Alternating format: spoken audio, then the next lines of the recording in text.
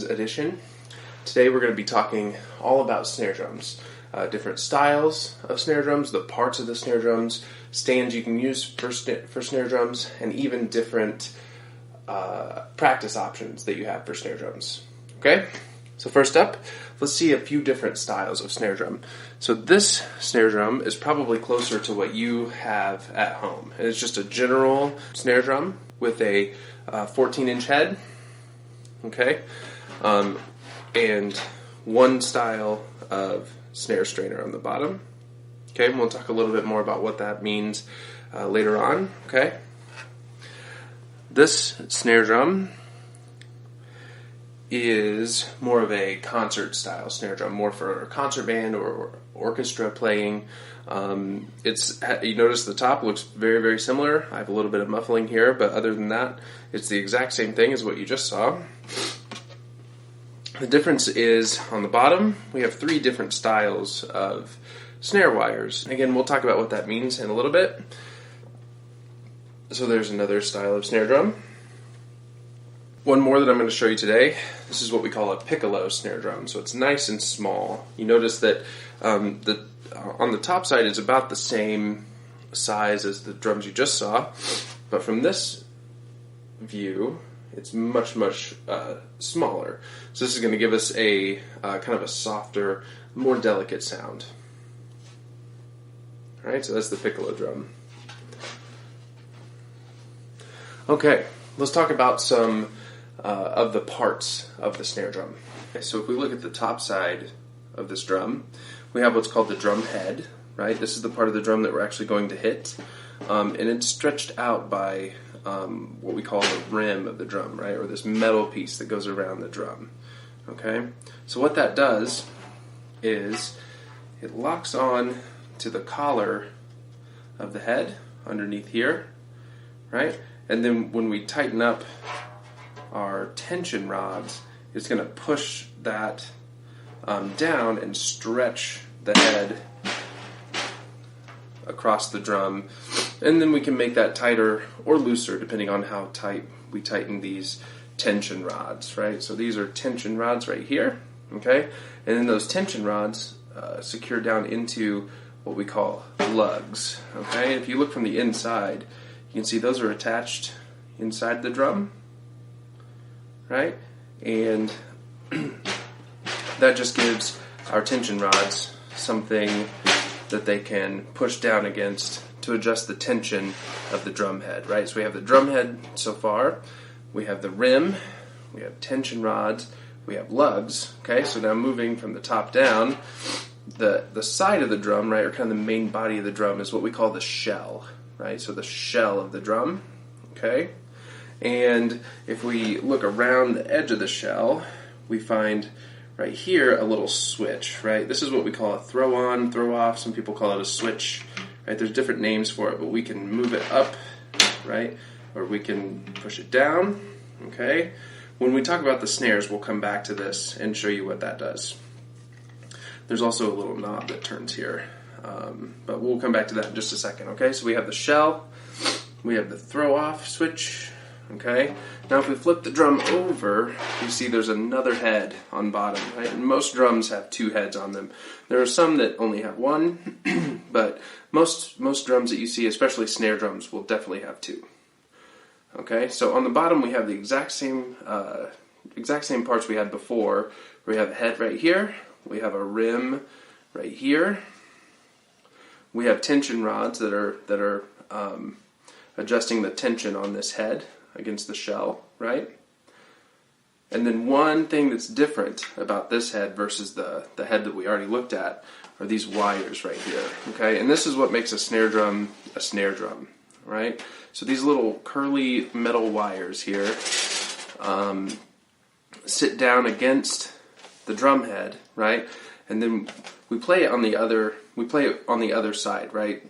So then when we hit this part of the head, the white colored head on the bottom right now, then what happens is it causes this head to vibrate and causes these snares to vibrate against the head, right? And that's what gives us that characteristic snare drum sound. So we talked a little bit about the throw-off switch earlier, So if we flip it back over here,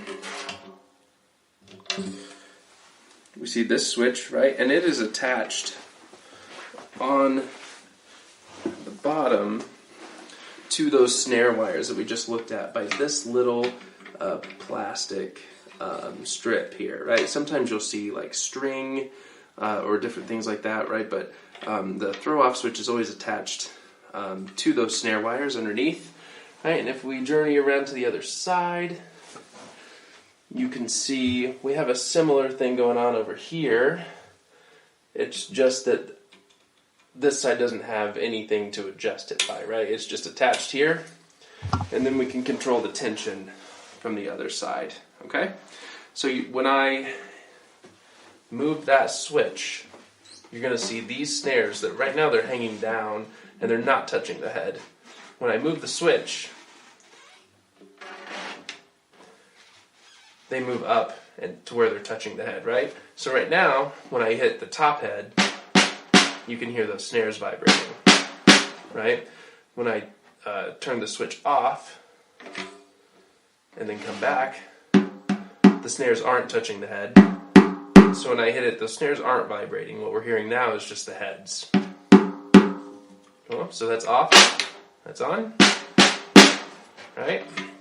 Then one other thing, you see that those snares are sitting down, or hanging down pretty far, right? If I turn this knob, it's going to adjust the tension down here, and then it'll pull the snares either closer to the bottom head or further away, right? So, if you watch them, and I turn this knob, you see them kind of starting to tighten up there, right? Or if I loosen it, you'll see them start to sag back down, right? And those are just different ways that we can control the sound underneath by making the snares either tighter or looser, okay? So just to recap some of the parts of the snare drum that we've talked about so far, we have the head, we have the rim, we have tension rods, we have lugs, we have the throw-off switch, right, as well as the knob on top of that, okay?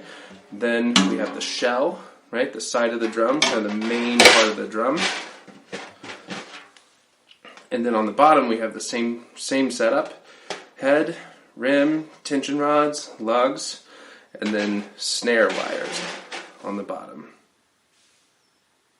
All right, now let's look at some of the differences from one snare drum to the other from the different drums that I showed you earlier. Okay, so this is the one that we've been looking at. I'm going to put that one away, and we'll get out this drum that I told you, if you remember earlier. This one is all about concert playing, right? More like orchestral music, concert band music, that sort of thing.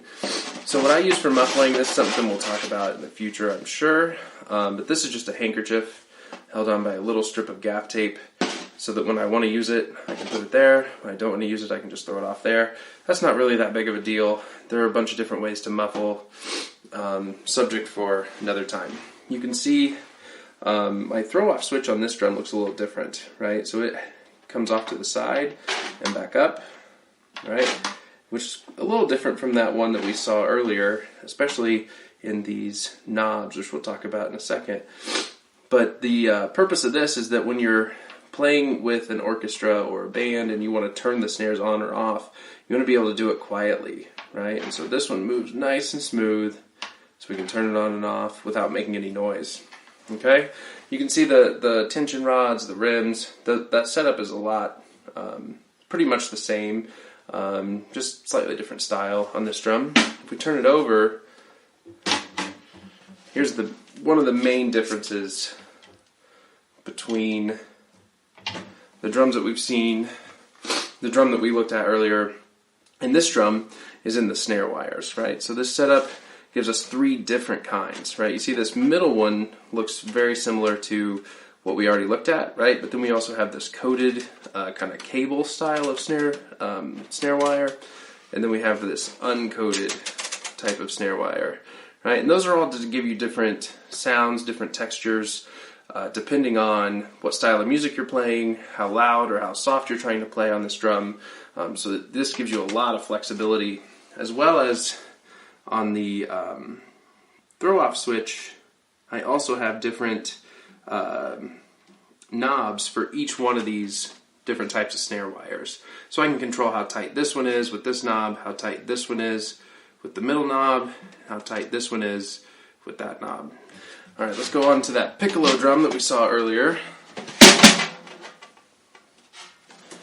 Okay, and you remember the main difference here was that this drum is quite skinny, right? So the top, it looks very, very similar, right? Just in the bottom, we see that it's just much, much more shallow than the other two drums we've seen, right? That just gives us a more delicate sound. Other than that, it's set up very much the same. I've got a similar muffling setup here. Throw-off switch works very much the same, right? Again, this one moves pretty smoothly and quietly because a lot of times you'll use this drum with orchestras or concert bands. You want to be able to turn those on and off without making a lot of noise. Okay, if we flip it over, you'll see the snares on this one are really thin, kind of fine, almost guitar string-like material. Yeah, and I have a little piece of tape there to control some of the buzz. Some people do that, some people don't. This is really the only drum I have that I use that little thing for. It just depends on the drum you have, how much vibration you want having going on under there, right? So you can just experiment around with different things till you find what you like. Alright, so that's that snare drum. Let's talk a little bit about stands and how we set these drums up. As there are different types of snare drums, there are also different types of stands that you can use to hold those snare drums, right? The one we've been using so far today is just a basic, pretty short snare drum stand, right? So this is the one that you're going to use for like drum set playing when you're playing sitting down or something like that, right? But you notice it doesn't come up very high, right? It all depends on how tall you are or where you like the drum to sit, right? But this one maxes out at about this tall. Most snare drum stands have some kind of adjustment under here. This one has this little collar that you can tighten or loosen, and that's what adjusts how big or small this basket is, right? So if I tighten this up, right, then these claws here sit nice and close together. If I move this down, I can spread them apart, right? So then whatever drum I'm trying to put on this stand, I can adjust it to where it holds it nice and snug so that the drum is secure, okay? So the way that the drums sit on these stands is you want to just lay it into that basket to where those claws are holding on to the rim, right? And mine's a little bit too wide now that I've been messing with it, right? So you just want to lay it in there to where it's just holding it nice and easy, okay? You want to watch out that your throw-off switch or that this part that holds the snares over here isn't hitting one of the claws, right? Once you get it in there, then you can tighten up the claws a little bit, depending on how quickly you want to be able to change drums. But I usually like it to fit pretty snug so that if the drum kind of gets bumped or wobbles around, it's not going to fall off the stand, right? So this one's on here pretty snug now. It's not real tight, but it's just holding on to it just to keep it stable, okay? So that's that type of stand. This type of stand is a little bit taller, right? You see it comes up quite a bit higher than the one we just looked at. Similar collar at the bottom, right? It works a little, not quite as fast as the one we just looked at, right? But it's the same idea. It's got the claws, same idea, right? Down here, we have a lot more flexibility as to how tall or short this stand can be. You can adjust these feet, right? One thing you do want to do is make sure that when you put the feet on the ground that they're wide enough that they're going to be stable, right? If you let the feet get too skinny, then you have less stability on the floor, and it's more likely that your drum will fall over, right? So it doesn't have to be way out to the side, but just make sure that once you put your stand down, it's nice and sturdy on the floor, and if it's not, then adjust the feet until it is, okay? One last thing about these stands is they also have a little flexibility with the tilt of the drum, right? So you see the basket that the drum sits in, I can angle it depending on what's comfortable for me. Personally, I usually like to play just with the drum flat, right? But if you see, if I put it this way and put the drum on there, now we have a pretty aggressive tilt to this one, right? Again, I like to play with the drum just flat mostly. And so you can just adjust that until it gets to where you like it and then tighten it up. One rule for stands that you'll definitely want to follow is always loosen something before you move it, right? So if I want this to move or I want this to move, I have to loosen whatever's holding it in place before I move it, okay? If you don't, and you just yank on it until it moves, the joints that hold together will get stripped out just from cranking on them so much. And then over time, it'll get to where the stand doesn't really hold itself anymore, right? So always loosen before you move when we're dealing with stands or hardware or anything like that, okay? And then the last thing is you don't want to over-tighten, right? So whenever you do tighten something down, just get it snug. It doesn't have to be... you don't really want to wrench down on it real hard, right? Because it's going to make it more difficult to loosen if you need to move it. But it will also make the hardware wear out faster to where eventually it's not going to hold anymore. Okay? All right. So that is snare drum stands. The last thing we're going to talk about today is some options for if you want to practice but you don't want to make so much noise, right? These drums are very, very loud. So when we play them, we're making a lot of sound. Maybe we're disturbing our families, maybe we're disturbing our neighbors. So percussionists do have some options if we want to practice. If we want to practice in a way that's just not quite as loud. Okay? So one of those options is just the very basic practice mute, right? So it's just a piece of rubber, pretty much, right? And I'm just going to take that and put it on top of the drum head. It just fits on there like that, right? And then when I hit the drum, it's going to be a little bit quieter, right? It's not going to be as quiet as the next option we're going to look at, but it will get it done. A lot of people that play drum set will like to use these just because they can just throw them out there on the drum set real quick if they want to practice for a while. It takes a good amount of the sound away, and it's easy to put on, easy to put off, easy to take off, and it's not very expensive to purchase. Okay, so that's one option, is just the basic practice mute. Okay, the next one is what we call a practice pad. There are a bunch of different styles. There are several companies that make these. The one I have today is by ProLogix. I like this one a lot. But all these practice pads are really just a combination of some type of heavier like wood base and then some type of like rubbery type surface, sometimes fabric. But the part that you hit, right, on top of something else that just holds it in place. Right? This one has kind of a surface on the back that keeps it from slipping. So if you want to put it on a table or a desk or put it on your lap and practice, it kind of keeps it from sliding around, right? And this practice pad also has a rim. A lot of them don't have this. I like to have it, but it's certainly not required that you have a rim on your practice pad, though it does make it feel more like a real drum. Okay? Many practice pads are kind of fitted so that they sit on a snare drum stand, right? And I like that a lot about this one, right? And it even has these little cutouts where the claws of your snare drum stand can hold, right? And then you can just tighten that up so that it sits in there. And then like we talked about earlier, you can adjust the height of the pad, right? And to wherever you like it, and then you're ready to play, okay?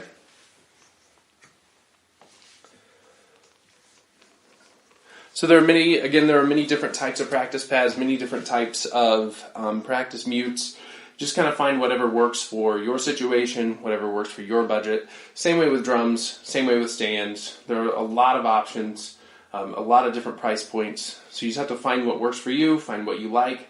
experiment around with things, look around at reviews online, talk to your friends that play about that, put comments on this video.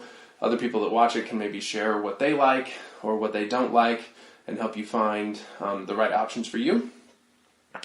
Thank you so much for joining me today, and we'll see you next time.